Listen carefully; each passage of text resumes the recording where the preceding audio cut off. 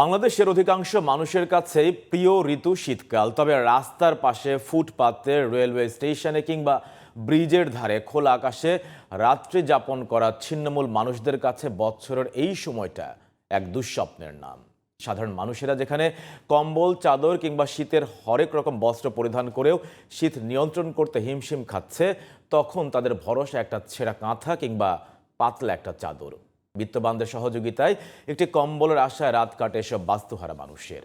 আরো জানাচ্ছেন মাহি হাসান। কষ্ট তো হইতেছে, কষ্ট হইলে কি করবো, কোল্ড ড্রিঙ্ক বললা পরে ঘুমাইতে। হাসেন মিয়া ঘর নেই শীতের রাতে, তাই বিছানা পেতেছেন রাজধানীর গণপূর্ত ভবনের সামনের ফুটপাতের উপর। ঠান্ডা নিবারণে যখন সবাই কম্বলে ওম খোঁজেন, তখন হাসেন মিয়ার মতো মানুষদের জীবনযুদ্ধটা চলে খোলা আকাশের নিচে, রাস্তার পাশে। বাংলাদেশের অধিকাংশ মানুষের কাছেই প্রিয় ঋতু শীতকাল। তবে ফুটপাতে রাত্রি যাপন করা মানুষদের কাছে শীতকাল মোটেই আনন্দের কিছু নয়, বরং এই ঋতু তাদের জীবনকে করে তোলে দুর্বিষহ। থাকার জায়গা তো নাই, কোন রকম থাকি এক জায়গায় আর কি।